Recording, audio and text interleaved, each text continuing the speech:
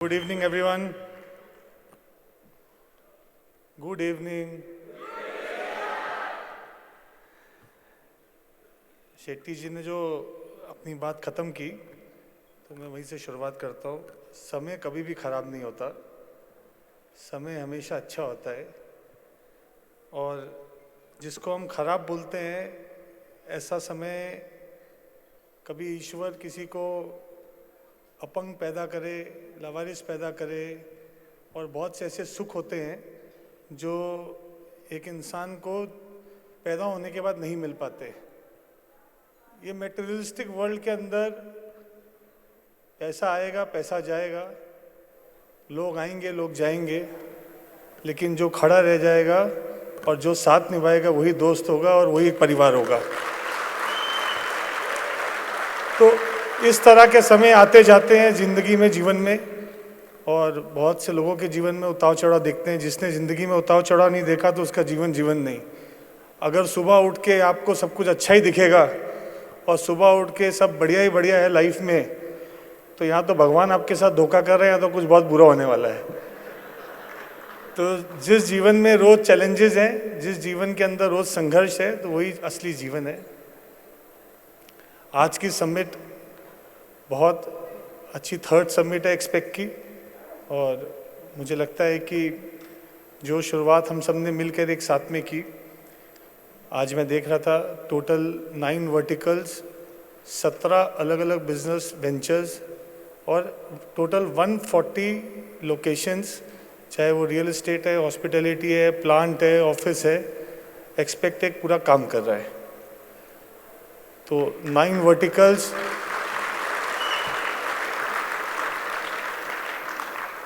17 wide businesses, Boolean से लेकर, reality से लेकर, मैन्युफैक्चरिंग से लेकर, हॉस्पिटैलिटी से लेकर, माइनिंग से लेकर, इकोमिक्स से लेकर, कंक्रीट से लेकर, एनर्जी से लेकर, डिफरेंट वर्टिकल्स में जो आज एक्सपेक्ट काम कर पा रहा है, तो उसके पीछे एक बहुत बड़ी सोच है। मुझे ऐसा लगता है कि एक थॉट प्रोसेस हम सबका बहुत क्लियर होना चाहिए आपस में कि हम यहाँ पे क्यों हैं और हर आदमी का रोल क्या है। कभी कभी लक्ष्मण जी बोलते हैं कि सर, नाराज़ होते हैं मेरे पास, प्रवीण मेनन जी का फ़ोन आता है, सर आप ऑफिस नहीं आते, आप 1 हफ्ता हो गया, 10 दिन हो गया, आप ऑफिस नहीं आए। तो लक्ष्मण जी, अभी मैं 1 हफ्ता हो गया, 10 दिन हो गया, अगर ऑफिस नहीं भी आया तो भी काम चल रहा है। वो क्यों चल रहा है? क्योंकि इतने लीडर पैदा हो गए।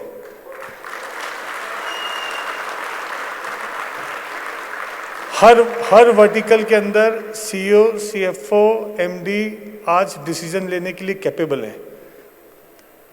मेरा काम ये नहीं है कि डिसीजन पैरालिसिस होना, कि सब कुछ डिसाइड मैं करूं। एक मैनेजमेंट को ऐसा सिस्टम बनाना चाहिए कि उस वर्टिकल के अंदर जो लीडर है वो डिसीजन ले, उस कंपनी को आगे लेके जाए, और एक ऐसा एटमॉस्फेयर है कि एक सेंट्रलाइज जो ऑफिस होता है, बोर्ड ऑफिस होता है, बोर्ड रूम होता है, जो डिसीजन होता है उसको इम्प्लीमेंट करना वो लीडर का काम है। और मुझे लगता है कि आज एज अ एक्सपेक्ट हमने ऐसी लीडरशिप डेवलप की है, ऐसे लीडर अंडर डेवलपमेंट है, ऐसे लीडर डेवलप हो रहे हैं जो डिसीजन भी ले रहे हैं, काम भी कर रहे हैं, और इंडिविजुअल उस डिवीजन को आगे लेके जा रहे हैं। ये खुद में एक बहुत काबिलियत की बात है। जैसे आशुतोष ने बात की थी कॉर्पोरेट अफेयर्स की, कि दो घंटा बाहर खड़े होने के बाद उसको पता चला ये तो सिर्फ डॉक्यूमेंट देने की बात है। लेकिन आज अगर उसने 2-3 साल के अंदर कॉर्पोरेट अफेयर्स को समझ लिया, तो आज कैसे कॉर्पोरेट अफेयर्स के अंदर वर्किंग करनी चाहिए, कौन से डिपार्टमेंट के अंदर कैसे वर्किंग होती है, तो आज अगर मल्टीपल लोकेशन के अंदर 3 साल के अंदर आशुतोष कॉर्पोरेट अफेयर्स की टीम पूरा ग्रुप की लाइजनिंग साथ में संभाल रही है, तो ये खुद में काबिलियत तारीफ है कि वो सीख गया, वो अपने पैरों पे खड़ा हो गया। यही तो लीडरशिप का काम है। यही तो एक्सपेक्ट में मैनेजमेंट को करना है कि we have to make people on their own toes, कि वो सीखे, जवाबदार बने। ठीक है, डिसीजन सही होगा, डिसीजन गलत होगा, कोई काम आप करोगे, कोई काम सही होगा, कोई काम गलत होगा, लेकिन आप डिसीजन लोगे नहीं, काम करोगे तो ये चलेगा नहीं। मेरा ऐसा मानना है कि आज दर्शन है, आज बुलियन के अंदर वो खुद से मॉल्स के अंदर जाके कहाँ पे वेंडिंग मशीन लगानी है, एयरपोर्ट पे लगाना है, मंदिर में लगाना है, मॉल्स में लगाने का है, आज ऑनलाइन सेल्स करनी है। हम लोग को तो 1 महीने में पता चलता है कि फिर क्या बिजनेस इन्होंने किया या कहाँ पे विपुल और दर्शन ने मिलकर कॉल ली बिजनेस की। तो इस तरह की लीडरशिप को डेवलप करनी है। अगर वो हर चीज़ अगर सुबह उठ के मेरे को ही करना है तो मुझे लगता है वो कहीं ना कहीं कंपनी की ग्रोथ नहीं होगी और कंपनी की ग्रोथ रिस्ट्रिक्ट हो जाएगी। तो एक्सपेक्ट एज अ टीम, मेरा ऐसा मानना है कि we have to make leaders. हम लोग को एंटरप्रेन्योर बनाने हैं, लीडर्स बनाने हैं, ऐसे अच्छी एक कंपनी बनानी है जिसके अंदर आज अगर किसी ने कंपनी ज्वाइन की थी, मैं तो बोलता हूँ एक एग्जीक्यूटिव करके उसे ज्वाइन की, लेकिन उसमें दम और काबिलियत है तो वो एक दिन वो कंपनी का एमडी भी बन सकता है। ऐसा एक ग्रुप बनाने का है। एज ए एक्सपेक्ट लास्ट 1 साल के अंदर काफ़ी डिजिटलाइज और सिस्टम इम्प्लीमेंट किए। सैप इम्प्लीमेंट हुआ, HRMS इम्प्लीमेंट हुआ। अभी आपने देखा सर्विलेंस और टेक्नोलॉजी के ऊपर हम लोग काम कर रहे हैं, आर्टिफिशियल इंटेलिजेंस के ऊपर काम कर रहे हैं, कितना पेपरलेस कर सकते हैं उसके ऊपर काम कर रहे हैं। और मुझे ऐसा लगता है कि आज जितनी मैनेजमेंट के लोग हैं या जितने सीनियर लोग हैं, ये एक बात तो हम सबको समझनी पड़ेगी कि अगर हम लोग समझ लें कि हमको सब कुछ आता है तो ये थॉट प्रोसेस बहुत गलत है। क्योंकि मैं भी बहुत यूथ से मिलता हूँ डेली, कम से कम कभी कभी तो 0 मीटिंग होती है, लेकिन होती तो किसी दिन 50 लोगों से मीटिंग करता हूँ, 35 लोग मीटिंग करता हूँ, 40 अलग अलग बिजनेस हाउसेज से मिलता हूँ, लोगों से मिलता हूँ, यंगस्टर्स से मिलता हूँ। और मुझे जब उनसे मिल के लगता है तो मुझे लगता है अभी भी हमें कुछ नहीं आता है, क्योंकि दुनिया डे टू डे स्पीड से बहुत आगे बढ़ रही है। जिस पेस से आज टेक्नोलॉजी आगे बढ़ रही है, जिस पेस से आज बिजनेस करने का वे ऑफ वर्किंग चेंज हो रहा है, we have to be alert. अगर कोई भी अगर ये सोच ले कि बस मुझे सब कुछ आता है तो मुझे लगता है वो बहुत भ्रम में जी रहा है और बहुत ही गलतफहमी में जी रहा है। जिस तरीके से मुझे लगता है बहुत से लोग यहाँ पे छोटे शहर से आए हुए हैं। आप देखते थे पहले किनारे की, मतलब ये आपका राशन की दुकान होती थी हर मोहल्ले में, 2001 2002, और हर घर में वो जिस एरिया में राशन की दुकान होती थी वहाँ से घर पे सामान आता था, दाल चावल साबुन तेल सब। हर 1 तारीख को जब घर में सैलरी या पैसे आते थे तो महीने का जो भी बिल होता था, घर में जो सीनियर लेडी है, आपकी मदर होंगी, वाइफ होंगी, वो उस राशन वाले को पेमेंट करते थे। महीने की उधारी होती थी, उधारी को पेमेंट करते थे।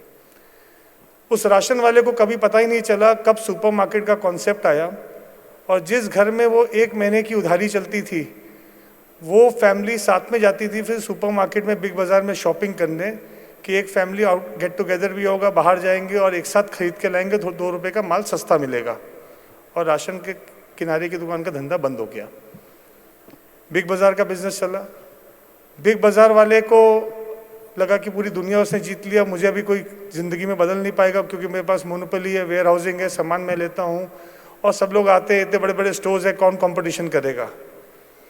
लेकिन किस तरह से बिजनेस का मॉड्यूल चेंज हुआ, कब फ्लिपकार्ट, अमेज़ॉन और ब्लिंकिट जैसा ऐप आए और 4 अंडे भी घर पे आदमी दे के जा रहा है, वो बिग बाज़ार वाले को समझा नहीं, और आज कहाँ अमेज़ॉन और कैसे बिजनेस पूरा चेंज हो गया।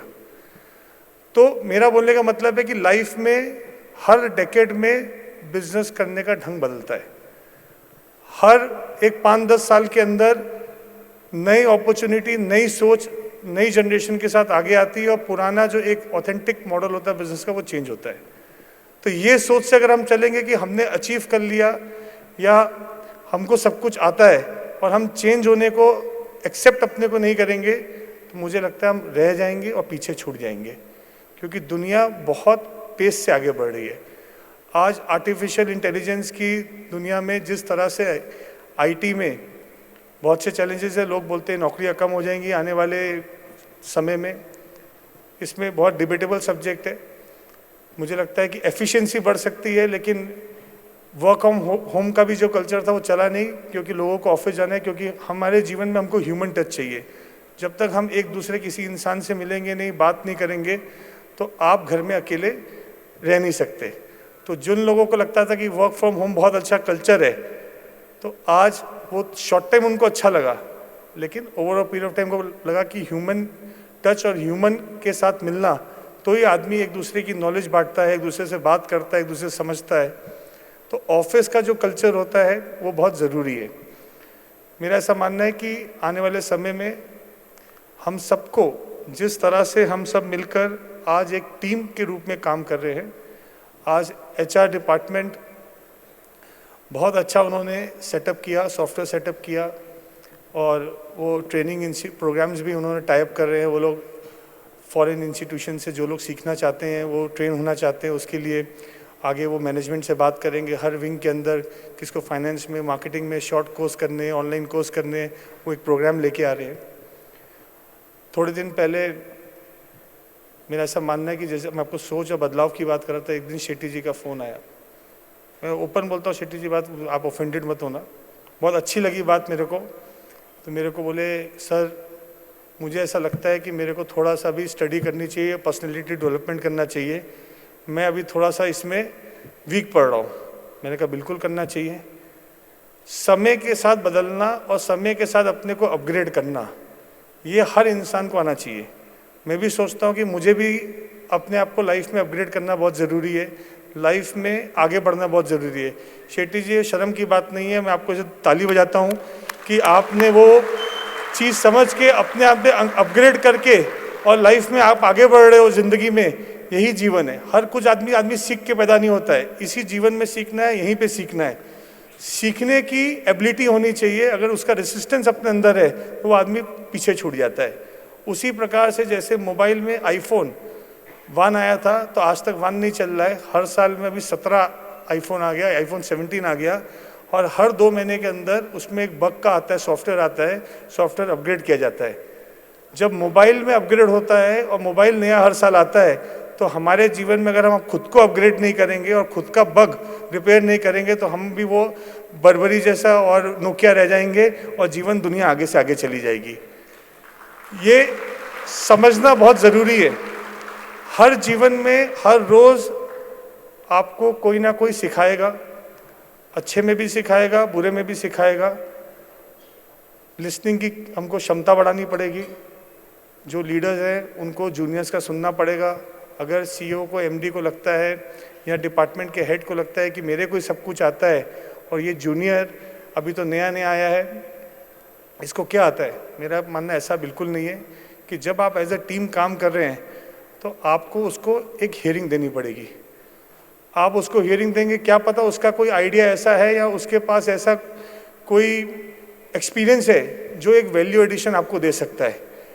एंड ऑफ द डे हर इंसान को ईश्वर ने कुछ ना कुछ कुदरती गिफ्ट दिया है। अभी वो एक लड़का गाना गा रहा था, इतना अच्छा गाना गा रहा था, अपने एक्सपेक्ट में था।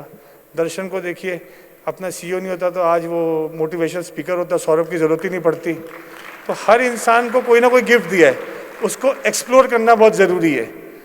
अगर पीतपाल जी अपने इधर के इंफ्रा के CEO नहीं होते, किसी अस्तबल में घोड़े चला रहे होते, तो हर के पास एक एक्स्ट्रा टैलेंट है, वो टैलेंट को समझना और समझ के उसको इम्प्लीमेंट करना, तो ये बहुत ज़रूरी है। तो मेरा ऐसा मानना है कि एज अ एक्सपेक्ट फैमिली जिस तरीके से हम लोग आगे बढ़ रहे हैं, जिस तरीके से ऑर्गेनाइजेशन आगे बढ़ रहा है, और कोई भी ऑर्गेनाइजेशन है जब आप उसमें, उसकी तरक्की तभी होती है जब उसमें काम करने वाले सब लोग होते हैं, उनकी ग्रोथ होती है। कभी भी ऐसा नहीं हो सकता है कि मैनेजमेंट ग्रो करे, ऑर्गेनाइजेशन ग्रो करे और लोग पीछे छूट जाएं। It has to go parallel, साथ ही साथ आगे बढ़ना पड़ेगा। ये नहीं हो सकता कि पीछे कोई रह जाए और कंपनी के सीनियर आगे चले जाएं। मेरा ऐसा मानना है कि हमने भी अभी पूरा कॉर्पोरेट स्ट्रक्चर लास्ट कुछ टाइम में स्ट्रक्चरिंग की है, तो ऐसा कोई भी ना, नीचे तक का भी कोई भी अपने इधर काम करने वाला वो एम्प्लॉय नहीं है, वो परिवार के फैमिली का सदस्य है। चाहे वो पेंट्री बॉय है, हाउसकीपिंग है कि MD है। जब वो कंपनी की बात है तो कंपनी के सब लोग बराबर के हिस्सेदार हैं। किसी का रोल कुछ है, किसी का रोल कुछ है। अगर पेंट्री बॉय नहीं होगा कंपनी में तो MD खुद तो पानी लेने जाएगा नहीं। तो पेंट्री बॉय की भी बहुत इंपॉर्टेंस है कि अगर वो नहीं आएगा तो आपको चाय कॉफ़ी नहीं मिलेगी। उसका भी रोल सुबह से लेकर शाम तक उतना ही है जितना आपका है। बस ये है कि आप कुर्सी की इस तरफ बैठे हैं क्योंकि आपको भगवान ने थोड़ा सा गॉड गिफ्ट दिया है, मैनेजमेंट स्किल दी है जो शायद उसके पास नहीं होगी, या उसके पास है उसको मौका नहीं मिला। ये भी हो सकता है कि वो आपसे ज़्यादा मैनेजमेंट की स्किल हो लेकिन उसको जीवन में मौका नहीं मिला, मौका मिलेगा तो वो भी कुर्सी की इस तरफ आएगा। तो इट्स एज अ फैमिली सबको ग्रो करना, आने वाले समय में कोई भी पीछे ना छूट जाए। और कंपनी की कोई भी कंपनी हेल्दी तभी रहती है कि जब उसके काम करने वाले वहाँ पे जो लोग होते हैं, काम करने वाले सदस्य होते हैं, उनकी भी ग्रोथ हो। आज जो सौरभ जी ने अच्छी बात की, मेंटल हेल्थ बहुत ज़रूरी है। अगर किसी की मेंटल हेल्थ अच्छी नहीं है तो वो कंपनी में आके कभी भी अपना कोई भी वैल्यू एडिशन कर नहीं सकता। हमने भी पॉलिसी में लेके आए थे कि मूड नहीं है, ये था ना, आज मूड नहीं है, तो ठीक है, मूड नहीं है, हो सकता है, वो भी एक लीव हमने दी है कंपनी में कि आज मेरा मूड नहीं है। मूड नहीं होना बहुत से रीज़न से हो सकता है, मूड नहीं है, जैसे उन्होंने बताया मदर फादर की हेल्थ ख़राब है, वाइफ की हेल्थ ख़राब है, खुद की हेल्थ ख़राब है, या ऐसा कोई भी एक रीज़न हो सकता है जिसके ऊपर आज मेरा काम पे आने का मन नहीं है। तो उस चीज़ को हमने मूड नहीं है की बात की। उसी तरह से जो एक कलीग आपस में काम करते हैं, तो एक दूसरे को रिस्पेक्टफुल तरीके से बात करें तो मुझे लगता है एक अच्छी दोस्ती भी कंपनी में हो सकती है और एक दूसरे को सपोर्ट सिस्टम भी हो सकता है। एक दूसरे के घर के कोई इश्यूज़ है वो शेयर भी कर सकते हैं, क्योंकि जब आप काम कर रहे हो वहाँ पे जीवन का आप 365 दिन के अंदर सबसे ज़्यादा टाइम आप वहीं पे ऑफिस में बिता रहे हो। सिर्फ सुबह 10 बजे निकला है कि हमको नौकरी पे जाना है, काम पे जाना है और शाम को 5 बजे आना है। ये माइंडसेट से अगर अपन निकलेंगे घर के से ऑफिस के लिए तो कभी भी पॉजिटिव फ्रेम ऑफ माइंड में आगे ज़िंदगी में ग्रोथ नहीं कर पाएंगे। लाइफ में एक्साइटमेंट बहुत ज़रूरी है, वो काम से प्यार बहुत ज़रूरी है। अगर वो काम अपने को एक्साइट नहीं कर रहा है कि मुझे वो ऑफिस सुबह 10 बजे से पहले 9:45 बजे पहुंच जाना है, 10 बजे मेरे एचआर ने बोला इसलिए पहुंचना है, और अपनी जवाबदारी समझ के खुद ही 9:30 बजे ऑफिस आ गई, क्योंकि वो काम आपको एक्साइट कर रहा है, वो काम आपको उकसा रहा है, सोने नहीं दे रहा है कि मेरे को नींद नहीं आएगी अगर मैं काम कंप्लीट नहीं करूँगा। अगर ये जज्बा हर एक एम्प्लॉय के अंदर नहीं, हर एक फैमिली मेम्बर के अंदर, हर एक आदमी कर्मचारी के अंदर, हर एक छोटे से छोटे आदमी के अंदर और मैनेजमेंट के अंदर अगर ये जज्बा अपने अंदर आ जाएगा तो कोई भी बिजनेस पीछे नहीं हटेगा, कोई भी बिजनेस फेल नहीं होगा। ये कंपनी खुद ही कहाँ से कहाँ चली जाएगी सब देखते रह जाएंगे। ये जज्बा अपने अंदर चाहिए, ये कंपनी के प्रति लॉयल्टी अपनी चाहिए कि you should enjoy your work. आप घड़ी देख के एंजॉय नहीं करो, काम देख के एंजॉय करो। और मेरा ऐसा मानना है कि जब रिव्यू, ये एचआर के लिए होता है कि yearly review, quarterly review, half yearly review, मेरा ऐसा मानना है कि कोई रिव्यू की ज़रूरत नहीं है। जो महीने के आंकड़े होते हैं वही बोल देते हैं कि क्या काम हो रहा है, क्या काम नहीं हो रहा है। और जब इस तरह का सेटअप बनाया है तो वो बोला था उन्होंने कि सौरभ जी ने कि एग्जीक्यूटिव भी मैनेजर था, मैनेजर को भी डायरेक्टर है, तो मैं भी नीचे से ऊपर तक आया हूँ, तो मुझे पता है कि महीने का काम होता है तो किधर सही रिपोर्टिंग हो रही है, किधर गलत रिपोर्टिंग हो रही है। वो रिपोर्टिंग जब स्टार्ट होती है, स्टार्ट होके समझ में आता है कि झूठी रिपोर्टिंग हो रही है, ये झूठे प्रेजेंटेशन है कि सही प्रेजेंटेशन है। तो काम खुद ही बोल देता है कि क्या काम हो रहा है, क्या काम नहीं हो रहा है।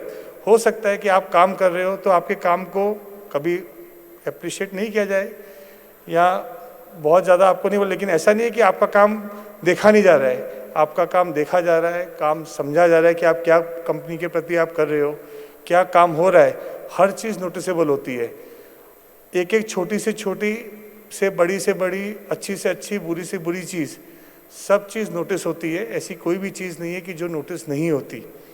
तो आप जो भी करते हैं, दिन भर में काम करते हैं, वो चीज़ नोटिस होती है।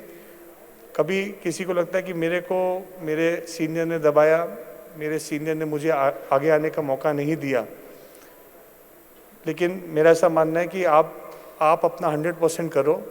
100% करने में मौका जीवन में सबको मिलता है, और कब एक दिन आता है ऐसा जिस दिन अपॉर्चुनिटी मिलती है उस दिन ग्रैब आप करो, और कब आपका लाइफ एलिवेट हो जाएगी आपको पता भी नहीं चलेगा। लेकिन वो दिन तक आपको मेहनत करनी पड़ती है, वो दिन आने तक आपको अपना 100% देना पड़ता है, लेकिन वो दिन आएगा। लेकिन आप अगर कुछ अपना सहयोग करोगे ही नहीं, आप कुछ करोगे नहीं और सिर्फ वो दिन का इंतज़ार करोगे, तो वो दिन आएगा, मौका मिलेगा भी, लेकिन वो काबिलियत नहीं रहेगी, तो आपको मौका मिलेगा, लेकिन आप फेल हो जाओगे। लेकिन आपके अंदर पोटेंशियल रहेगा, आपके अंदर सब्सटेंस रहेगा, तो जिस दिन वो मौका मिलेगा तो उस दिन आपका चौका खुद ही लग जाएगा, आपको कोई वेट करने की जरूरत नहीं पड़ेगी।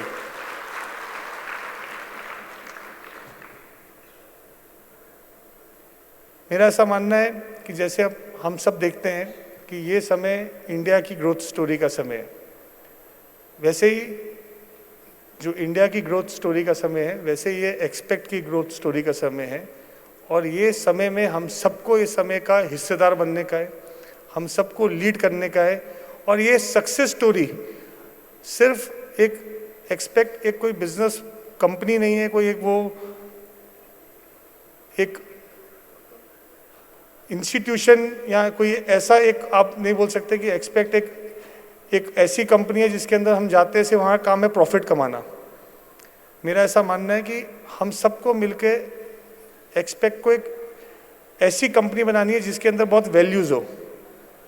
हर वर्टिकल जो काम कर रहे हैं वो वर्टिकल कहीं ना कहीं समाज के प्रति, देश के प्रति या कहीं ना कहीं डायरेक्टली और इनडायरेक्टली वो लोगों के प्रति काम कर रहे हैं। अगर आज हम लोग रियल एस्टेट के अंदर एसआरए का काम कर रहे हैं तो मेरा ऐसा मानना है कि जिस तरह से वो कंडीशन में रहते हैं उसको हम लोग, ठीक है आप बिजनेस करोगे, बिजनेस में तो प्रॉफिट एंड लॉस तो रहेगा, that is a part of the business, लेकिन साथ ही साथ सोसाइटी के प्रति भी आप काम कर रहे हो। अगर आज लोगों को उनके घर मिल रहे हैं तो जब उनकी चाबी डिस्ट्रीब्यूट होकर उनको घर मिलते हैं तो जो लोग आज झोपड़पट्टी में रहते हैं, जो स्लम में रहते हैं, उनकी कितनी प्रॉब्लम्स है वो उनको पता है।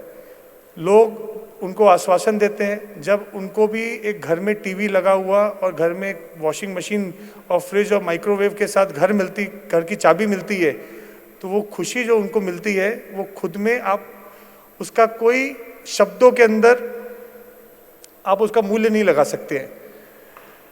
मेरा ऐसा मानना है कि हम लोग जो कंपनी की एक वैल्यूज़ है, जो कंपनी की एक एक्सपेक्ट की एक नींव है, वो बहुत मजबूत चाहिए।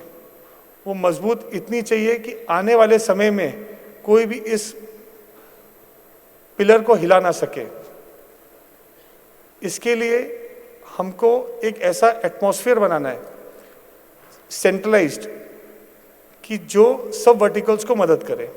जिस तरह से legal team, CS team, HR team, marketing team, IT team, surveillance team, finance and treasury team, ये एक्सपेक्ट की बैकबोन है। अगर ये जितने एक 10 पिलर्स हैं, ये जितने स्ट्रांग रहेंगे उतनी मदद बिजनेस वर्टिकल्स को मिलेगी। आज लीगल टीम जितनी स्ट्रांग रहेगी, जितनी स्ट्रांग एचआर की टीम रहेगी। एचआर की टीम से सिर्फ रिक्रूटमेंट नहीं है, एचआर का काम है, हमने जिस हिसाब से एचआरएमएस का सॉफ्टवेयर बनाया है उसके अंदर हर एक जो सदस्य एक्सपेक्ट में काम करता है उसके पर्सनल डिटेल्स भी उसमें डाले हैं। अगर आदमी काम कर रहा है तो उसकी वाइफ क्या करती है, उसके बच्चे कहाँ पढ़ते हैं, वो कितने बार हॉलीडे जाता है, वो हॉलीडे कहाँ पे जाता है, कितनी बार वो मंदिर जाता है या मस्जिद जाता है या वो चर्च जाता है हफ्ते में। छोटे छोटे इन्फॉर्मेशंस उसमें आपसे पूछे हैं। वो सिर्फ डेटा के लिए नहीं पूछे हैं, वो इसलिए पूछे हैं कि हमको भी पता होना चाहिए कि आज रुपेश के बच्चे कहाँ पे पढ़ रहे हैं। आने वाले समय में रुपेश जब कंपनी में 10-20 साल 15 साल काम कर रहा है तो एक्सपेक्ट सिर्फ हम लोग की कंपनी नहीं है, वो रुपेश के बच्चे की भी कंपनी, क्योंकि उसके फादर ने उतना समय वो कंपनी को खड़े होने में दिया है। तो आने वाली जनरेशन के साथ भी वही रिश्ता रहना चाहिए जो आज मेरा रिश्ता आपके साथ है, तो वही रिश्ता आपकी जनरेशन का, आने वाली जनरेशन का भी कंपनी के साथ रहना चाहिए। और टैलेंट ढूंढने के लिए हमको बाहर जाने की जरूरत ना पड़े। 5 साल 10 साल के बाद जो आज आपके घर में ही आने वाली जनरेशन है वही एक्सपेक्ट की फैमिली में आने वाले समय में इसको आगे लेके जाए। सिर्फ एचआर का काम सैलरी देना नहीं है, एचआर का काम हमारे सभी लोगों को ये देखना कि उनके घर के कोई इश्यूज हैं या घर के कोई प्रॉब्लम्स हैं, उसको भी कैसे सॉर्ट आउट कर सकते हैं। देखो, we have to be professional at office, but we can not be so professional at office कि there is no human feelings left. Human feeling बहुत ज़रूरी है। अगर किसी भी संस्था के अंदर या किसी भी इंस्टीट्यूशन के अंदर, कंपनी के अंदर अगर एक परिवार को लेके से परिवार स्टेज पे खड़े होकर डायलॉग बोलने की बात नहीं है। अगर आपके अंदर आपके साथ जो कलीग काम कर रहे हैं उनके प्रति या उनके परिवार के प्रति ह्यूमन फीलिंग नहीं है तो वो कंपनी ग्रो नहीं कर सकती।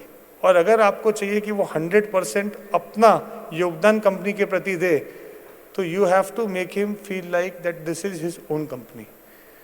उसके लिए उसके सुख दुख, बच्चे, घर के इश्यूज़ या कैसे कोई प्रॉब्लम आ गई, कभी कोई ऑपरेशन के पैसे की ज़रूरत है या बहुत से इश्यूज़ होते हैं, जेन्युइन भी होते हैं, फेक भी होते हैं, उसको कैसे काउंटर करना है, कैसे उसको देखना है। अगर कोई आदमी अपना दिन में 16 घंटे 12 घंटे कंपनी के प्रति दे रहा है और उसके घर पे कोई विपदा आ गई है तो वो उसके लिए वो बाहर नहीं जाएगा, वो आपके पास ही आएगा। और हमेशा वो मेरे पे अप्रोच नहीं कर सकता या मैडम को अप्रोच नहीं कर सकता, या कभी कभी वो कंफर्टेबल नहीं फील करेगा सीईओ से बात करने के लिए या सीएफओ से बात करने के लिए, एमडी से बात करने के लिए। मुझे ऐसा लगता है कि एचआर डिपार्टमेंट ऐसा होना चाहिए कि वो हर एक पेंट्री बॉय भी आके अपने दिल की बात उससे कर सके।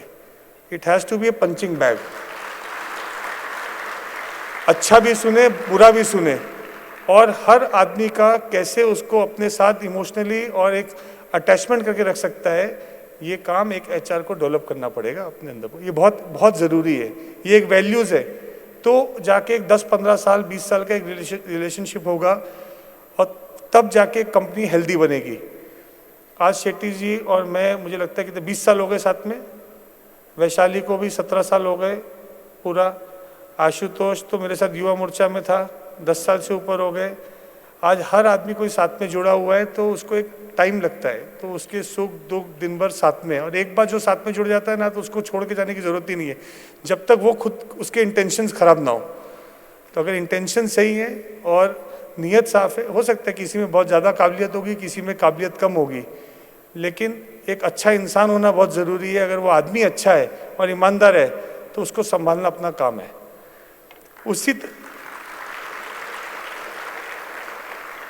उसी तरह से सीएस की टीम किस तरह से कंपनी की वर्किंग चल रही है, हर कंपनी चाहे बिजनेस वर्टिकल है, वो वर्टिकल ठीक है, वर्टिकल में सब कंप्लायंस पूरे हो रहे हैं कि नहीं हो रहे, तो उनका काम है डे टू डे देखना। और एवरी क्वार्टरली हर सीएस की रिपोर्ट कंप्लीट बन रही है और बन के उसको प्रॉपरली मॉनिटर करना सीएस का काम है। लीगल भी उतना इम्पॉर्टेंट है कि आज सेंट्रलाइज कैसे लीगल सपोर्ट हम लोग हर वर्टिकल को दे सकते हैं कि कभी कोई लीगल इश्यूज हैं, नोटिसेस हैं या कोई भी केसेस हैं, उसको टाइम पे टैकल करना और एक बहुत स्ट्रॉन्ग लीगल टीम की तरह हर वर्टिकल को सपोर्ट करना। तो कोई भी वर्टिकल बिजनेस उतने अच्छी तरह कर पाएगा अगर उसको पता है कि जो मेरे लीगल है, जो उसने पेपर साइन करने को बोला, पेपर परफेक्ट था, लीगल हम कभी फंसेंगे नहीं, वो बिजनेस में एक आगे बढ़ सकता है। चाहे वो प्रिक्योरमेंट करना है, वेंडर से बात करनी है या कोई प्रॉपर्टी की डीलिंग करनी है, इंफ्रा का डॉक्यूमेंट साइन करना है, वॉटेवर। तो लीगल को हमेशा एक अच्छी, एग्रेसिव और ट्रांसपेरेंट और fast with 100% accuracy support vertical को देना पड़ेगा। उसी तरह से आईटी बहुत ज़रूरी है। सेंट्रलाइज आईटी टीम, चाहे अकाउंटिंग की बात हो, सर्विलेंस की बात हो, मॉनिटरिंग की बात हो, आज डेटा सिक्योर की बात हो, आज अगर डेटा की बात है, कोई बुलियन का कस्टमर है तो कोई हॉस्पिटैलिटी का कस्टमर है तो कोई दूसरे डिवीजन का कस्टमर है, किस तरह से उसको सेंट्रलाइज कर सकते हैं और एक दूसरे के साथ शेयर कर सकते हैं डेटा। अगर वो कोई कस्टमर अपने पास आया है या वेंडर अपने पास आया है, सेंट्रलाइज कैसे वो पूरा रिकॉर्ड मेंटेन कर सकते हैं और विद इन वर्टिकल्स उस चीज़ को शेयर कर सकते हैं, इस पर अपने को फ्यूचर में काम करना चाहिए। फाइनेंस और ट्रेजरी बहुत इंपॉर्टेंट है कि अकाउंट्स, फाइनेंस, ट्रेजरी सेंट्रलाइज हर वर्टिकल का किस तरह से हम लोग हर एवरी मंथ की अकाउंटिंग, एवरी मंथ की पेमेंट्स, 5 तारीख, 15 तारीख, 25 तारीख या टैक्सेशन है, it should work on time every month जो चल रहा है, इट शुड बी और प्रॉपर। फाइनेंस और ट्रेजरी हर वर्टिकल को सपोर्ट सेंट्रलाइज करे कि फाइनेंस की तरह से कभी भी उस वर्टिकल को प्रॉब्लम नहीं आए। कोई भी प्रोजेक्ट चालू किया है, उसका फंड एलोकेट कर दिया है, उसका ट्रेजरी ने उसका फंड फाइनलाइज कर दिया कि इतना इन्वेस्टमेंट इस साल या इतना इन्वेस्टमेंट ये क्वार्टर में ये वर्टिकल में होगा, अगर वो टाइम पे उनको पैसा मिल जाए तो फिर से उस वर्टिकल को परफॉर्म करना है। उसी तरह से बिजनेस डेवलपमेंट टीम कि जो बिज़नेस डेवलप कर रहे हैं कि बिज़नेस सही है कि नहीं है, जो बिज़नेस चल रहा है वो ठीक है कि नहीं, उसका रेगुलर मॉनिटरिंग करना, जो हमारी टीम ऑलरेडी कर रही है, सेंट्रलाइज टीम साथ में कर रही है, सुधांशु मित्तल और बाकी सब लोग इसमें लगे हुए हैं जो मॉनिटर करते रहते हैं बिजनेस ठीक चल रहा है कि नहीं चल रहा है, प्रॉफिट क्यों कम हो रहा है या क्यों इसके अंदर, कैसे इसके प्रॉफिटेबिलिटी बढ़ सकती है, बैकवर्ड इंटीग्रेशन कैसे कर सकते हैं, जो ऑलरेडी हम लोग बहुत से डिविजन्स में कर रहे हैं। और फिर मार्केटिंग, कैसे मार्केटिंग में उसको आगे लेके जाना है। अगर ये जो सेंट्रलाइज टीम है, ये सेंट्रलाइज टीम हमारी जितनी स्ट्रांग रहेगी, तो मेरा ऐसा मानना है कि हमको आज जो हम लोग 17 बिजनेस कर रहे हैं, ये हम 100 भी कर सकते हैं। सिर्फ आपको फिर CEO और MD लाना है जिसको वो बिजनेस की नॉलेज है, और ये सेंट्रलाइज टीम पूरी उसको ताकत देगी जिससे वो वर्टिकल इंडिपेंडेंट खड़ा हो सकता है। तो अगर आज लोगों को लगता होगा कि एक्सपेक्ट कैसे इतना तरक्की कर रहा है, ऐसे कितने फास्ट जा रहा है, तो उसके पीछे ये जो एक सोच, एक पॉलिसी और एक थॉट प्रोसेस हमने रखा है, वो थॉट प्रोसेस के कारण हम लोग इतने फास्ट ग्रो कर पा रहे हैं। अगर ये थॉट प्रोसेस को कोई समझेगा तो हम लोग हर डिवीजन में एक इंडिविजुअल एंटरप्रेन्योर बना रहे हैं। मैं कभी नहीं पूछता हूँ कि इकोमिक्स में क्या हुआ, मैं तो साल भर से प्लांट में गया ही नहीं हूँ। आज जितेंद्र कपूर खुद ही वो प्लांट चला रहे हैं, खुद ही 4 प्लांट आगे करने की बात कर रहे हैं।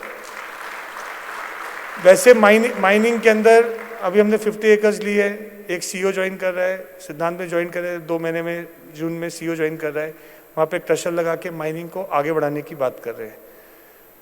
उसी तरह से PMC का इंफ्रा का प्रीतपाल जी खुद ही कर रहे हैं, केदार जी खुद ही अपना मैं आज तक पवई साइड पर अभी तक जब से काम चालू हुआ नहीं गया हूँ, और भी बाकी भी काम कर रहे हैं, दूसरी जगह भी काम कर रहे हैं, पालघर में भी काम चल रहा है, कमांड सेंटर भी कर रहे हैं, कमांड सेंटर में भी नहीं गया, प्रोक्योरमेंट खुद कर रहे हैं। तो खुद इंडिविजुअल डिसीजन लेकर हर डिवीजन के अंदर एक एंटरप्रेन्योर खड़ा हो रहा है जो उसकी कॉल ले रहा है। नाम हो सकता है एक्सपेक्ट, लेकिन मेरे होने या नहीं होने से, मैनेजमेंट होने या नहीं होने से डिसीजन पैरालिसिस नहीं हो रहा, काम बंद नहीं पड़ रहा है।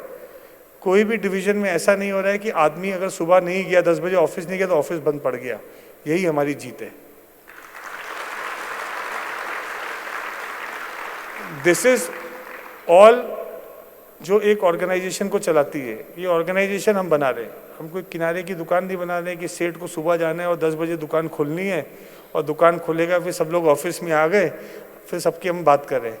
It has to be a independent body, independent, driven by individuals, जिनको हम लोग एक प्लेटफॉर्म दे रहे हैं। मेरा काम है प्लेटफॉर्म देना, मेरा काम बिजनेस करना नहीं है। बिजनेस करने के लिए आप लोग हो। अगर मुझे ही बिजनेस करना है तो आपकी ज़रूरत नहीं है। तो ये आपको सोचना पड़ेगा कि आप यहाँ पर बिजनेस करने के लिए आए हो, आप यहाँ पे धंधा करने के लिए आए हो, और मैं फैसिलिटेटर हूँ जो आपको प्लेटफॉर्म दे रहा हूँ कि आओ कर लो, जिसमें जितनी ताकत है उतना कर ले। जो हमने एक डिवीज़न डिसाइड कर लिया कि ये डिवीज़न में हम काम कर रहे हैं, कल हमने डिसाइड किया कि हम एंटरटेनमेंट डिवीज़न लॉन्च करेंगे। अभी अभिषेक जी एक पिक्चर बनाए कि 10 पिक्चर बनाए, अभी अभिषेक जी में जितनी ताकत है उतनी पिक्चर बना ले। मैं आपको जियो लाके दे दिया, आपको प्लेटफॉर्म दे दिया, अब ये आपके ऊपर है। आप खन्ना के रिटर्न्स बनाइए कि आगे और पिक्चर्स बनाइए, ये अभी आप कैसे उस डिवीज़न को आगे लेके जा सकते हैं। मेरी तरफ से पूरी 100% पूरी छूट है। सिर्फ एक बिजनेस प्लान देखेंगे, बिजनेस प्लान देख के उसको अप्रूव करेंगे, उसका बजटिंग अप्रूव करेंगे और आगे बढ़ेंगे। इस तरह की वर्किंग हमको करनी है। जिस तरह से आज एलिमिनेटिक के साइन किया प्री कास्ट का, या MG स्टील का हम लोग अभी कर रहे हैं पूरा, ग्रे हॉक स्टील के लिए कर रहे हैं जो अभी लैंड एक्विजिशन ऑलरेडी अपना चल रहा है। एनर्जी के लिए भी हम लोग CEO लेके आए हैं, अभी काफ़ी रिक्रूटमेंट ऑलरेडी सीनियर लेवल्स के हो चुके हैं। हर एक डिवीज़न के लिए नया CEO हम लोगों ने अपॉइंट किया है जो जून से जून एंड में ज्वाइन करेंगे। तो मेरा ऐसा मानना है कि हम ऐसा प्लेटफॉर्म दे रहे हैं जिस प्लेटफॉर्म के अंदर एज अ टीम इंडिविजुअल्स खुद एक आने वाले समय में खुद एक आइडेंटिटी बनेंगे। एक्सपेक्ट तो रहेगा अपनी जगह पे, लेकिन वो इंडिविजुअल की भी खुद की एक आइडेंटिटी रहेगी, खुद का एक वजूद रहेगा, और उसको भी ऐसा लगना चाहिए कि ये प्रोडक्ट उसने खड़ा किया है, ये मेरा बच्चा है जो इसको मैंने यहाँ तक बड़ा किया है। He should feel proud of that. आज टेनेंट मैनेजमेंट में जिस तरीके से दीपेश जी के अंडर में टीम काम कर रही है, तो अगर दूसरों को भी अपना प्रोजेक्ट हमको देना पड़े, ये खुद में बहुत बड़ी जीत है। और वो भी वो लोग दे रहे हैं जिनके खुद के इतने लार्ज स्केल प्रोजेक्ट्स होने के बाद अगर वो एक्सपेक्ट को प्रोजेक्ट दे रहे हैं कि आप ही हमारा काम करके दो, तो मुझे लगता है शॉर्ट टाइम के अंदर इससे बड़ी क्रेडिबिलिटी नहीं हो सकती और इससे बड़ी जीत नहीं हो सकती। अकाउंट में किसके कितना पैसा है, अकाउंट में 100 करोड़ है कि 1000 करोड़ है, इसके आगे जीरो है। तो क्रेडिबिलिटी जो है वो इम्पोर्टेंट है। बिजनेस को सोचने के बाद, थिंक प्रोसेस करने के बाद उसको एक्वायर करना, यहाँ पे कोई जीत नहीं है। ये लोगों को अच्छा लगता है, वाह वाह धंधा ले लिया, वाह वाह खोल लिया, सोच लिया, कंपनी खोल ली, सोशल मीडिया बना लिया। जीत तब है जब वो एग्जीक्यूट हो जाता है। किसी भी बिजनेस में एग्जीक्यूशन मस्ट है, और एग्जीक्यूशन करने के लिए प्लानिंग मस्ट है। जब तक आप छोटी छोटी प्लानिंग को ऑन पेपर लेके आप नहीं आओगे, मेरे पास आते कभी कोई लोग कंपनी में आएंगे, बैठेंगे, लिखेंगे, करेंगे, ये अनसीरियसनेस है। आपके पास रेडी होना चाहिए पूरा कि आपके पास कैसे आप इसको एग्जीक्यूट करोगे। Execution has to be on black and white. अगर आपने पेपर पे एग्जीक्यूशन को लेके आए कि एक्विजिशन करूंगा, ये मेरा बिजनेस मॉडल है, ये मेरा एक आइडिया है, आइडिया के बाद ऐसे एक्विजिशन है, एक्विजिशन के बाद एग्जीक्यूशन है। अब ये पूरी जर्नी के बाद ये सक्सेस होगा कि अनसक्सेस होगा, ये एक सेकेंडरी टॉपिक है। सक्सेस भी हो सकता है, अनसक्सेस भी हो सकता है। अनसक्सेस हो सकता है कि शायद एग्जीक्यूशन और एक्विजिशन के बीच में कुछ ऐसी चीज़ है जिसके अंदर गैप छूट गया या प्लानिंग खराब हो गई। उसको अगर वाइट एंड ब्लैक पेपर पे होगा तो उसको भी रेक्टिफाई किया जा सकता है। इसके लिए कोई भी मॉडल के अंदर, बिजनेस वर्टिकल के अंदर आपको एक अपनी फैक्ट शीट रिपोर्ट या थॉट प्रोसेस को ब्लैक एंड वाइट पेपर के ऊपर लिखकर अगर आप उसका सब कुछ मेंटेन करके चलेंगे कि मेरा मंथली का एक्सपेंस कितना है, मेरे कितने एम्प्लॉयज़ हैं, सैलरी क्या है, मेरे खर्चे क्या है, मेरे यहाँ पे इलेक्ट्रिसिटी बिल क्या है, मैं क्या सेल कर रहा हूँ, कितना सेल करूँगा, कितना ब्रेक इवन आएगा। ओरली बोलना और उसको पेपर पे लेके आना, दोनों में बहुत अंतर है। वो पेपर पे आप लेके आओगे, सामने पेपर पड़ा है और रियलिटी में क्या चल रहा है, दोनों को कंपेयर करोगे तो आपको सही गलत का पूरा अंदाज़ा साफ हो जाएगा। माइंड में सब कुछ नहीं रहता है, आपको पेपर पे लाना ही पड़ेगा उसको। थोड़ा सा बिजनेस करने का, अगर आप जितने सीईओज और एमडी हैं वो लोग कोई बिजनेस ड्राइव करना है, अगर वो बिजनेस को बहुत माइन्यूट में जाकर प्लानिंग करके एग्जीक्यूट करेंगे तो उसके अंदर सक्सेस रेशियो जो है वो हमेशा 100% के ऊपर रहेगा। अगर उसको आप मॉनिटर ही नहीं करोगे, आप माइन्यूटली उसको आप प्लान अच्छी तरह नहीं करोगे, तो मेरा ऐसा मानना है कि आपके फेलियर के चांसेस बहुत ज़्यादा है। तो हर बिजनेस के अंदर आज हम लोग 9 वर्टिकल्स कर रहे हैं, 17 बिजनेस कर रहे हैं। आने वाले समय के अंदर जिधर कोई वर्टिकल के अंदर कम है, कोई वर्टिकल के अंदर ज़्यादा है, उसको कैसे अप टू डेट कर सकते हैं, क्या उसमें रेक्टिफाई कर सकते हैं, कैसे उसमें नए माइंड्स दे सकते हैं, कैसे उसके अंदर सोल्यूशन प्रॉब्लम को सोल्यूशन दे सकते हैं। उसके अंदर मार्केटिंग की ज़रूरत है, फाइनेंस की ज़रूरत है, नए एचआर की पॉलिसी की कोई ज़रूरत है, या नए रिक्रूटमेंट की ज़रूरत है, आईटी की ज़रूरत है, कोई आर्टिफिशियल इंटेलिजेंस ला सकते हैं उसके अंदर, उसको कैसे अपडेट कर सकते हैं, ये काम हमारा है। तो सबको अपना जॉब प्रोफाइल अच्छी तरह पता होना चाहिए। मेरा काम सुबह आके संदीप जी नॉम एक्सप्रेस में ना खुलना नहीं है, ना आपका भी नहीं है। मेरा काम है कि आप नॉम एक्सप्रेस चला रहे हो, आपका काम है नीचे 50 नहीं है 500 कैसे हो सकते हैं और 50 कैसे प्रॉफिट दे सकते हैं, ब्रेक इवन कर सकते हैं। तो you have to plan everything very properly. अगर आप प्लानिंग उसको प्रॉपरली कर लोगे तो आपका कभी भी फेलियर नहीं होगा पूरा। हाँ, जब मैं भी तो प्लान ही कर रहा हूँ ना बैठकर, आप अपना डिवीजन प्लान कर रहे हो, मैं 17 चीज़ प्लान कर रहा हूँ। 17 के आगे मुझे भी लगता है आर्टिफिशियल इंटेलिजेंस में हम क्या कर सकते हैं। हम लोग उस दिन लक्ष्मण जी से बात कर रहे थे डिफेंस में लेके, और ड्रोन में क्या कर सकते हैं। क्योंकि मुझे ऐसा लगता है कि अभी क्या है, राफेल जैसे कितने प्लेन्स बनते थे, 10,000 करोड़ का प्लेन, 25,000 करोड़ रुपए का प्लेन, वो प्लेन आज ये सब कंपनी कहीं ना कहीं डिफ़ॉल्ट होने वाली है आने वाले समय में। प्लेन बनते थे, यूएस की कंपनी या यूरोप की कंपनी प्लेन बनाती थी, प्लेन में फाइटर जेट्स बनते थे, जाते थे, ह्यूमन बैठता था, पायलट की ट्रेनिंग होती थी, पूरी एयरफोर्स रहती थी, वो जाके फिर प्लेन से शूट करते थे, मिसाइल मारते थे लोकेशन के ऊपर, वापस आते थे। सामने कंट्री काउंटर करती थी तो वो प्लेन को गिरा सकती थी। 10,000 करोड़ रुपये का प्लेन कंट्री में जो खरीदा वो पूरा ख़त्म हो सकता है पूरा। अभी क्या है, 25 लाख रुपए का, 75 लाख रुपए का एक आपका ड्रोन आ गया है, आदमी चला रहा है, कोई उसमें ह्यूमन नहीं है, और वो ड्रोन लेके जा रहा है और जाके वहाँ पे बम फेंक के आ रहा है। किधर 10,000 करोड़ और किधर 25 लाख। अभी वो ड्रोन की स्पीड और राफेल की स्पीड को मैच करना है।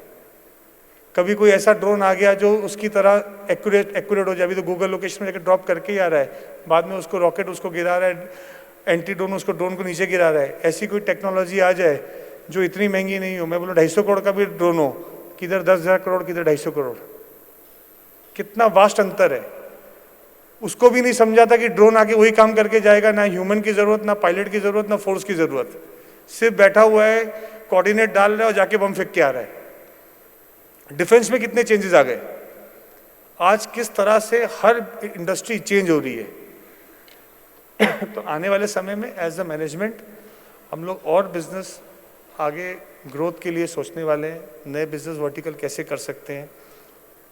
शायद अपनी इधर से ही ऐसे इतने लोग बैठे हैं, उनके पास कोई आइडियाज़ होंगे तो ज़रूर वो एचआर के थ्रू पिच करें। अगर आपके आइडियाज़ अच्छे लगेंगे तो आपको एंटरप्रेन्योर प्रमोटर बनाने की जवाबदारी मेरी। आप ऐसा बिल्कुल मत सोचो कि आप जिस रोल के लिए आए हो तो आपका लाइफ में वही रोल रहने वाला, वही रोल रहेगा। रोल कभी भी चेंज हो सकता है, बस आपके आइडिया में दम होना चाहिए। अगर आपके आइडिया में दम है, आज बड़े बड़ी कंपनीज लोग ही उनके जो बोर्ड कोई भी विदाउट एनी प्रमोटर, आज बोर्ड कितनी ऐसी बड़ी बड़ी एल&टी जैसी कितनी कंपनीज है जो उनके बोर्ड ऑफ डायरेक्टर्स चला रहे हैं, उसमें कोई भी प्रमोटर नहीं था कंपनी का, कभी भी प्रमोटर एंड कंपनी थी नहीं। 25-33 साल से लिस्टेड कंपनी है, that is run by the board. Board are from the professionals जिन्होंने नीचे से कंपनी में ज्वाइन किए थे, आज वहाँ बोर्ड तक पहुँच गए। तो मेरे को ऐसा लगता है कि हम लोग को भी ऐसा एक इंस्टीट्यूशन बनाना चाहिए जिसके अंदर आपको भी लगे कि मैंने लाइफ के 5 साल, 10 साल, 15 साल दिए, यू शुड बी हैप्पी कि मैं यहाँ पे काम कर रहा था और मैंने ये चीज़ खड़ी की। यू शुड फील सेटिस्फाई, आपके अंदर सेटिस्फैक्शन होना चाहिए, क्योंकि अगर मुझे भी मौका मिला है ये चीज़ खड़ा करने का तो मुझे लगता है वो मौका मैं भी आगे पास ऑन करूँ आप लोग के पास, कि आने वाले समय में और ये साल के अंदर हम इसको और आगे लेके जाएं। 100% ईमानदारी से अपना समय, जितनी देर भी मन नहीं है, जिस दिन काम करने का होता है, मेरा तो बहुत दिन होता है मन नहीं करता, मेरा तो 15 दिन महीने में होता है कि काम नहीं करूं, लेकिन कुछ ना कुछ करता रहता हूं। अभी आप 15 दिन ऐसा नहीं कर सकते कि मन नहीं है काम करने का, लेकिन जितने दिन भी महीने में 25 दिन, 24 दिन, 22 दिन, 23 दिन, इतनी ही वर्किंग होती है। कोई 30 दिन तो वर्किंग कोई भी नहीं करता है, 22 दिन से 25 दिन के अंदर ही वर्किंग होती है। 20 दिन भी आप 22 दिन भी काम कर रहे हैं, अगर 20 दिन भी आप महीने में काम कर रहे हैं, 30 दिन वर्किंग सिर्फ वैशाली करती है कंपनी में, बाकी कोई नहीं करता है। और 24 घंटा वर्किंग करती है। तो जितनी देर भी आप काम कर रहे हैं तो आप अपना 100% दीजिए। We are always there for you. And ये समय आप सबका समय है, हम सबका समय है, और साथ ही ये समय को हम सब एक साथ होकर इसको एक बहुत बड़ी सक्सेस स्टोरी करेंगे। अभी तक तो हम लोग लिस्टेड नहीं है, अभी तक हम लोग महाराष्ट्र से बाहर बहुत बड़े लेवल पे नहीं गए हैं। We have sky is the limit, we have all the collaborations, जितने भी हमारे कोलैबोरेशन या जितने भी जॉइंट वेंचर्स हैं, they are with the topmost industrialist in the nation. देश में जितनी अच्छी कंपनीज हैं वो कहीं ना कहीं हमारे साथ कोई ना कोई डिवीज़न में हर जगह जुड़ी हुई है। कोई रियल एस्टेट में होगा, किसी को हम बुलियन में साथ में जुड़ा होगा, कोई कहीं ना कहीं इकोमिक्स माइनिंग में जुड़ा होगा। ऐसी कोई भी बड़ा इंडस्ट्रीज हाउस इंडिया में नहीं है, कॉर्पोरेट हाउस इंडिया में नहीं है टॉप 10 या 15 के अंदर जो एक्सपेक्ट के साथ किसी न किसी रूप में नहीं जुड़ा है। तो मेरे को ऐसा लगता है कि ये खुद में एक क्रेडिबिलिटी की बात है कि आज इतने अच्छे कॉर्पोरेट्स हमारे साथ काम कर रहे हैं और हम उनके साथ काम कर रहे हैं, दोनों वाइस वर्सा। इसको और आगे लेके जा सकते हैं, क्योंकि जब एक थोड़े सालों पहले जब हम इस बारे में बात करते हैं कि इतने कॉर्पोरेट्स हमारे साथ पार्टनर रहेंगे, तो शायद ये बात सुन के मजाक लगती, लेकिन आज मुझे नहीं लगता कि ऐसा कोई भी एक बॉम्बे में या इंडिया में ऐसा कोई भी एक और ऐसा कोई ग्रुप ऑफ कंपनीज की कंपनी होगी जिसके अंदर इतने कॉर्पोरेट्स एक साथ कहीं ना कहीं वर्टिकल में आके साथ में जुड़े होंगे। तो ये सिर्फ और सिर्फ एक्सक्लूसिव आपकी कंपनी है जिसके साथ आज सब लोग जुड़ना चाहते हैं, सब लोग उसके साथ आगे बढ़ना चाहते हैं। क्यों? क्योंकि हमारा हर डिवीज़न के अंदर सिर्फ बात नहीं है, एग्जीक्यूशन है। आप रियल एस्टेट की बात करोगे तो प्रोजेक्ट बन रहे हैं। आज हम ऑफिस की बात करेंगे तो कोई भी आदमी ऐसा नहीं होगा। आज टीम में हमने 17 फेब को काम चालू किया, तो 9 महीने के अंदर 10 महीने में कॉर्पोरेट ऑफिस कैसे खड़ा कर सकते हैं पूरा 1.25 लाख फुट का, तो एग्जीक्यूशन पे हम आ गए हैं। ऑलरेडी प्लिन से बाहर आएंगे, मई तक 5 फ्लोर हो जाएंगे, जून तक 5 हो जाएंगे, जुलाई तक कंस्ट्रक्शन कंप्लीट करके हम इंटीरियर्स पे आ जाएंगे। तो आज इतनी लेटेस्ट टेक्नोलॉजी, स्टील की टेक्नोलॉजी है, पूरा स्टील के ऊपर, क्योंकि टाइम इज़ एवरीथिंग। अगर कॉर्पोरेट ऑफिस बनाने में हमको 3 साल लगेगा तो ये हमारी सक्सेस स्टोरी का टाइम निकल जाएगा। तो कैसे उसको फास्ट कर सकते हैं, इम्प्लीमेंट कर सकते हैं, तो रिवर्स वर्किंग करेंगे। ठीक है, थोड़ा पैसा ज़्यादा लगेगा, लेकिन अगर आप दूसरी तरह से सोचोगे तो वी आर सेविंग टाइम और इंटरेस्ट बचा रहे हैं हम। तो कहीं ना कहीं बात वही पड़ती है, लेकिन एग्जीक्यूशन बहुत ज़रूरी है। तो नेक्स्ट ईयर जब हम यहाँ पे फिर से समिट के लिए मिलेंगे तो एक और बड़ी स्टोरी रहेगी, एक बड़ा सपना रहेगा, एक बड़ा विजन रहेगा, और मुझे लगता है और वर्टिकल्स रहेंगे और ये परिवार और बड़ा रहेगा। फर्स्ट ईयर हम जियो में थे, छोटा हॉल था। सेकेंड ईयर ग्रैंड हयात में थे, इससे आधा था। इस बार यहाँ पे है, अगले साल इससे भी डबल में रहेंगे।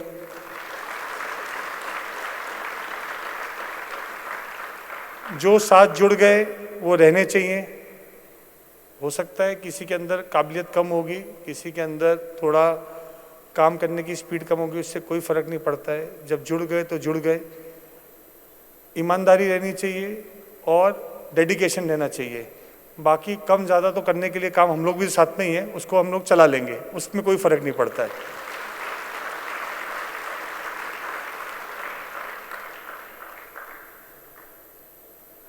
बाकी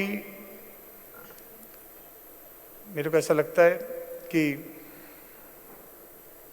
सभी डिविजन्स के अंदर सभी लोग लास्ट 1 साल में, 1.25 साल के अंदर बहुत अच्छा कोऑर्डिनेशन सबने आपस में किया।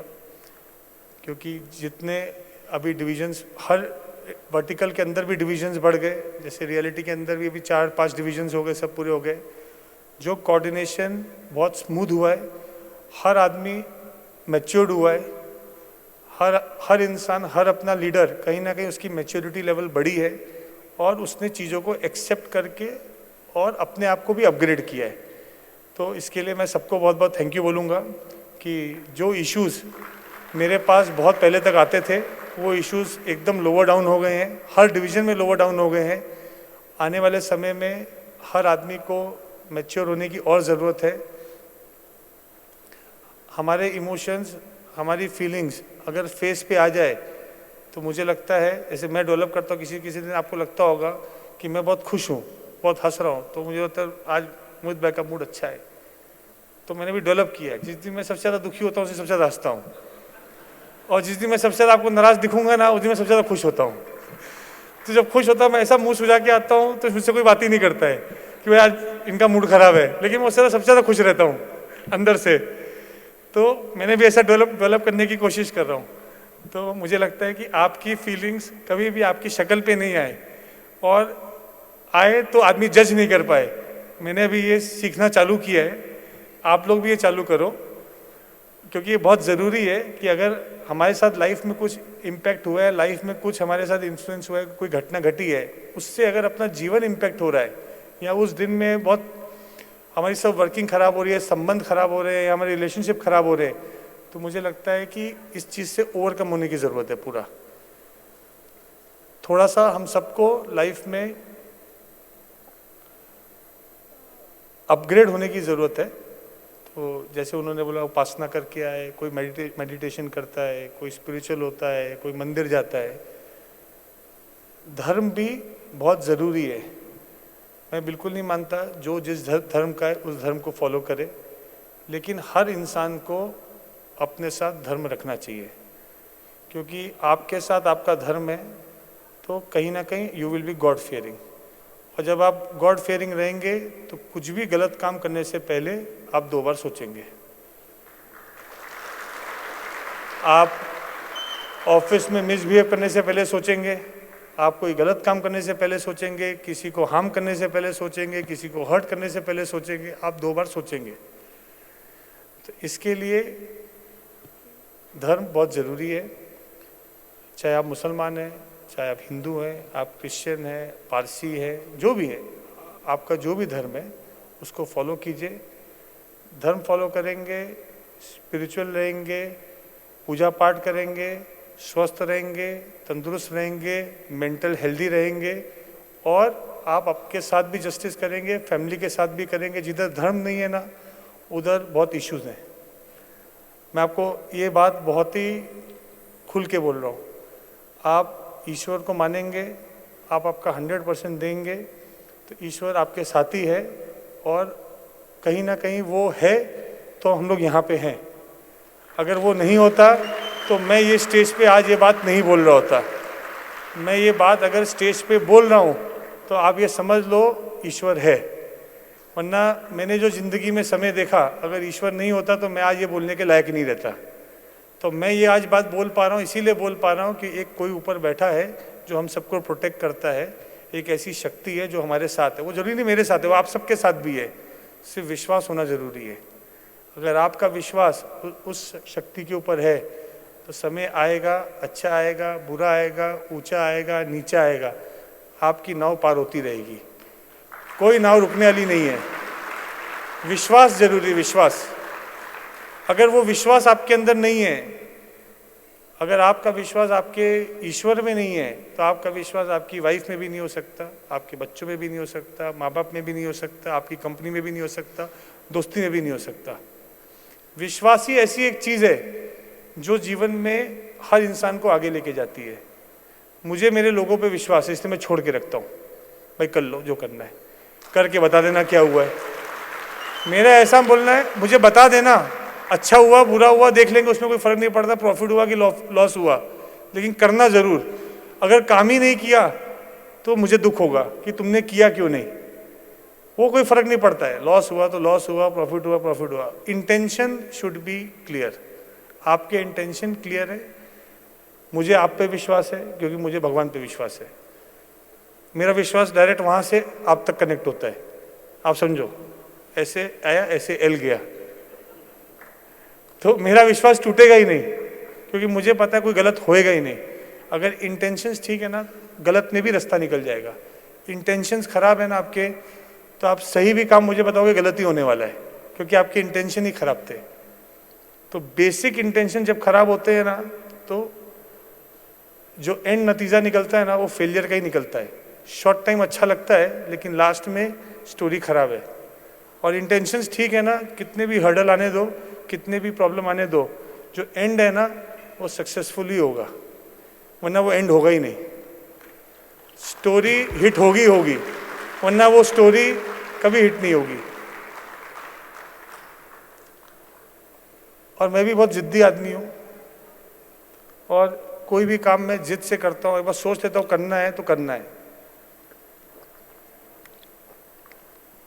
सलमान खान तो पिक्चर में डायलॉग बोलता है, मैं लाइफ में वो चीज़ फॉलो करता हूँ।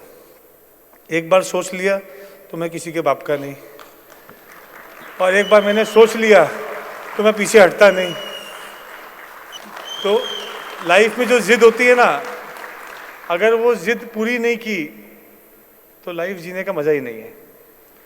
तो लाइफ में क्या होता है अभिषेक भाई, तो जिद होती है ना वो पूरी होनी चाहिए, जो जुनून होता है ना वो पूरा होना चाहिए। तो फिर नल एंड नीर की तरह अपने पास भी वानर सेना है। अपने पास किधर नहीं है, अपने पास भी तो वानर सेना बैठी है ना। अपन एक बार बोलते हैं कि भाई ये काम करना है तो करके आते हैं, ऐसा तो नहीं करके नहीं आते हैं। अपने पास भी जामुन है, अपने पास भी हनुमान है, अपने पास भी राम है, अपने पास भी सब है, अपने पास सब तरह की सेना है पूरी, और अपने पास तो रावण भी है क्योंकि अपन कलयुग में है। तो इसके लिए बिजनेस के अंदर जो ठान लिया तो वो करना ही है, फिर पीछे नहीं हटना है, चाहे कुछ भी हो जाए। अब ईमानदारी से करेंगे तो सक्सेस होगा, इंटेंशंस खराब होंगे तो अनसक्सेस होगा। इंटेंशन अच्छे रहेंगे तो लास्ट में सफलता मिलेगी, कहीं भी सफलता जाएगी नहीं। तो मेरा ऐसा मानना है कि हर मेरे जो बिजनेस के एमडी सीईओज हैं, आप लोग और एग्रेसिवली करें। बहुत से लोग आप देखिए साथ में जुड़े हैं, इतने यंगस्टर्स हैं। आज उसने दिखाया कि Gen Z kid 70%, more than 50% Gen Z. अब जेनजी वालों के अपने ही थॉट प्रोसेस है, वो ज़िंदगी अपने हिसाब से जीते हैं पूरा। तो अभी हम लोग तो बीच में हैं, ऊपर वाले अच्छा कम है, 3-4 ही दिखे मेरे को तो ऊपर वालों को संभालना पड़ता है और नीचे वालों को देखना पड़ेगा अपने को। तो बीच में आके अटके हुए हैं, कोई दिक्कत नहीं है। मुझे नहीं पता था इतने जेनजी हैं तो अच्छा डर भी लग रहा है मेरे को भी देखने के बाद, क्योंकि सबका क्या है वो रिजिड फ्रेम ऑफ माइंड है ना। लेकिन अच्छा भी है, अगर उन्होंने सोच लिया है जिद तो वो पूरी करेंगे। तो उन्होंने सोच लिया है कि क्योंकि उनका थॉट प्रोसेस जो है ना उनका बहुत क्लियर है, उनको पता है उनको क्या करना है। They are not in a confuse state of mind. आज की जनरेशन है, उनको पता है कि उनको ये काम करना है और यही चीज़ चाहिए। उनके ऊपर आप लाद नहीं सकते हो कि आपको ऐसा करना ही है। जैसे हमारे समय में रात को हम नहीं सोते तो पिताजी आके बोलते थे माता जी सो जाओ नहीं तो पुलिस आ जाएगी। आज के बच्चों को मैंने बोला बेटा सो जाओ पुलिस आ जाएगी। बोलो कि आप चोर हो क्या? क्यों आ जाएगी? किस लिए आ जाएगी पुलिस? चोरी की है क्या अपन ने? तो लॉजिकल है, दे नीड लॉजिक। हमारे समय में लॉजिक ही नहीं था। पिताजी ने बोला कि फर्स्ट आओगे मंदिर जाएंगे तो फर्स्ट आ जाओगे, तो इसलिए मंदिर जाते थे। आज के बच्चों को बोलोगे मंदिर जाने से फर्स्ट आ जाएंगे क्या? क्यों? पढ़ना नहीं पड़ेगा क्या? पढ़ने से फर्स्ट आएंगे कि मंदिर? तो हर चीज़ का लॉजिक है उनका अपना लाइफ का। इसके लिए इतना यूथ साथ में जुड़ा है, लॉजिकल यूथ है।